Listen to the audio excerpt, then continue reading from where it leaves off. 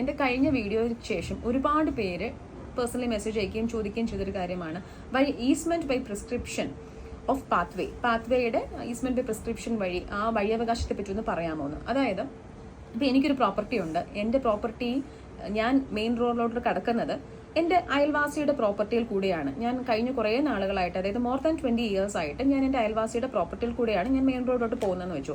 അപ്പോൾ എനിക്ക് തീർച്ചയായിട്ടും ആ ഒരു വഴിയിൽ മേലൊരു അവകാശം സിദ്ധിക്കുന്നതാണ്. അതാണ് easement by prescription of pathway എന്ന് പറയുന്നത്. അതിൻ്റെ പ്രത്യേകത എന്താണെന്ന് വെച്ച് കഴിഞ്ഞാൽ നമ്മൾ കണ്ടിന്യൂസ് ആയിട്ട്, ഓപ്പൺ ആയിട്ട്, without permission, without force, without secrecy, രഹസ്യമായിട്ടല്ല, അങ്ങനെ കണ്ടിന്യൂസ് ആയിട്ട് യാതൊരു ഇൻട്രപ്ഷനും കൂടാതെയാണ് സഞ്ചരിക്കുന്നത്. മോർ ദാൻ 20 years, 20 വർഷത്തിന് മുകളിലായിട്ട് നമ്മൾ സഞ്ചരിക്കുന്നുണ്ടെങ്കിൽ തീർച്ചയായിട്ടും നമുക്ക് അതിന്മേലൊരു അവകാശം ക്ലെയിം ചെയ്യാൻ സാധിക്കുന്നതാണ്. അതുപോലെ തന്നെ ഇത് ഒരു റൈറ്റ് ആണ്, അല്ലാണ്ട് ആ പ്രോപ്പർട്ടിന്മേലുള്ള അല്ലെങ്കിൽ ആ വഴിയിന്മേലുള്ള ഓണർഷിപ്പ് അല്ല, റൈറ്റ് ആയിട്ടാണ് സിദ്ധിക്കുന്നത്.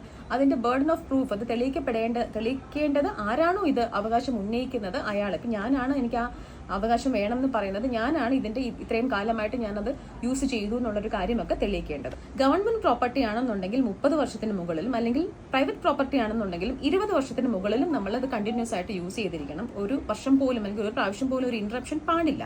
അത് മാത്രവുമല്ല, ഇത് 20 years കഴിഞ്ഞു എന്ന് വിചാരിച്ച് നമുക്ക് കണ്ടിന്യൂസ് ആയിട്ട് അങ്ങനെ യൂസ് ചെയ്യാൻ പറ്റത്തില്ല. കാരണം സെർവിയന്റ് ഓണർ, അതായത് അയൽവാസി, നമ്മൾ ഏത് വഴിയാണോ ഉപയോഗിക്കുന്നത് അതിന്റെ യഥാർത്ഥ ഓണറിന് എപ്പോൾ വേണമെന്നുണ്ടെങ്കിലും ഇത് ഡിനേ ചെയ്യാനും ഒബ്സ്ട്രക്ട് ചെയ്യാനും അത് കെട്ടിയടയ്ക്കാനും ഒക്കെ ഉള്ള റൈറ്റ് ഉണ്ട്.